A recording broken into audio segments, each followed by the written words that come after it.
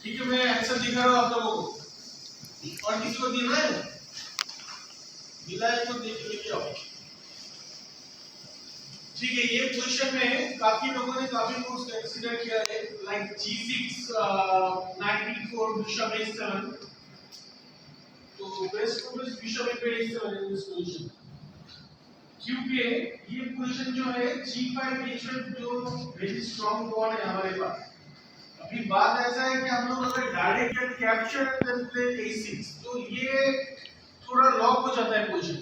भले आपको इसके बाद 93 पर टारगेट C4 मिल जाएगा, लेकिन बात ऐसा है कि C4 मिलने के बावजूद भी आफ्टर प्लेइंग किंग F8 उसके बाद भी रूक C8 मूव है।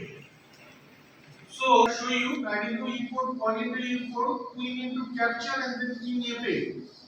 After that rook C8 is there, F3 knight is hanging. Sorry? Rook A6 versus so rook A6, pawn A6, a G7, queen G7, rook G7. उसके बाद में भी rook C8 I think खेल सकते हैं, या king into G7 भी मार सकते हैं क्योंकि ये हैंगिंग रहेगा। rook C8 भी खेल सकते हैं, knight C5 को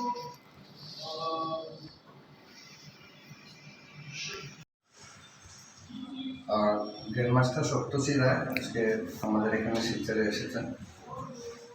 তো উনি 3 দিনের একটা ক্যাম্প করছেন এখানে আমাদের ছেলেদের। তো দুটো সেশনে আমরা এই ক্যাম্পের আয়োজন করেছি, একটা হলো সকালের মর্নিং সেশন আর একটা বিকালের সেশন। তো মর্নিং সেশনে আমরা যারা অ্যাবাভ 1600 ফিডারেটেড চেস প্লেয়ার আছে ওদেরকে নিয়েছি, আর বিকালে আমরা বিলো 1600 যারা আছে মানে আনরেটেড ছাড়া আর কি, বাকি রেটেড হতে হবে, বিলো 1600 প্লাস রেটেড, ওদেরকে আমরা বিকালের একটা সেশনে রেখেছি। মোট 50 জন রেজিস্ট্রেশন করেছে এখন পর্যন্ত। তো আমরা এই প্রশিক্ষণের ব্যবস্থা করেছি। আমরা চাইছি অদূর ভবিষ্যতে আমাদের এই অঞ্চল থেকে আরও ভালো ভালো খেলোয়াড় বেরিয়ে আসুক, আর এই আশা নিয়ে আমাদের এই ক্যাম্প। আমাদের সঙ্গে রয়েছেন গ্র্যান্ডমাস্টার সপ্তর্ষি রায়। শিলচরে এসে আপনার কেমন লাগছে, সেখান থেকে শুরু করছি। আমার খুবই ভালো লাগছে শিলচরে এসে, অনেক ছোট ছোট বাচ্চাদের দেখছি, খুব ট্যালেন্টেড প্লেয়ার্স। আমার মনে হচ্ছে এদের সাথে কাজ করে এদেরও ফিউচারে অনেক কিছু করা যেতে পারে, এবং এরাও খুব হার্ডওয়ার্ক করছে। প্রথম দিনে আমার খুব ভালো লাগলো, এবং আমি আশা করছি আরও দুদিন ক্লাস দেওয়ার পরে এদের খেলা অনেক উন্নতি হবে এবং এরা আন্তর্জাতিক স্তরে টুর্নামেন্টে গিয়ে অনেক ভালো ফল করতে পারবে। আপনি গ্র্যান্ডমাস্টার কবে হয়েছিলেন? আমি হয়েছি 2018 সালে। আজকে প্রথম সেশনে আপনার যাদের ক্লাস নিলেন ওরা তো বিলো এবার 1600 হয়েছেন, ওদের বয়সও অনেক কম দেখা যাচ্ছে।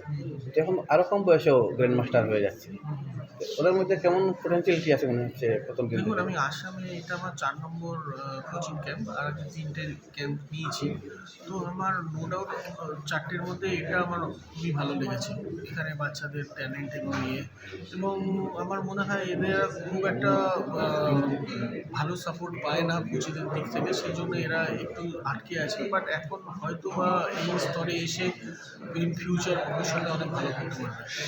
এখানে যারা অর্গানাইজ করেছে এই গ্র্যান্ডমাস্টার কোচিং ক্যাম্প, কাছাড় জেলা দাবা সংস্থা, ওদের কর্মকর্তারা এই খেলোয়াড়দের তো রেটিং পয়েন্ট পর্যন্ত এনে দিয়েছেন, মানে রেটেড প্লেয়ার বানিয়ে ফেলেছেন।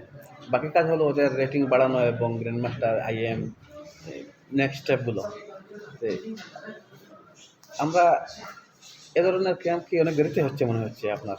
হ্যাঁ, দেখুন, এতদিন অল ইন্ডিয়া চেস ফেডারেশন এরকম ইনিশিয়েটিভ নেয়নি, এবং আমাদের ইন হাউস গ্র্যান্ডমাস্টার ছিল না যারা কোচিং প্রফেশনাল স্তরে নেয়। তো এখন এসে গেছে, এখন অল ইন্ডিয়া চেস ফেডারেশন থেকেও ইনিশিয়েটিভ নিচ্ছে, এবং তারা চাইছে যেন জেলা স্তরের সব স্টেটের বাচ্চারা খুব ভালো ফল করে।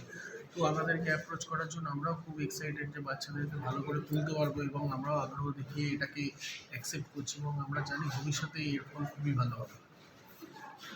মোটামুটি প্রথম সেশন নিয়ে আপনার মন ভরে গেছে। হ্যাঁ, আশা করছি 3 দিনে আরও অনেক কিছু শেখাতে পারবেন, আর অনেক কিছু আপনি দেখবেন। হ্যাঁ, থ্যাংক ইউ। শুভেচ্ছা রইল।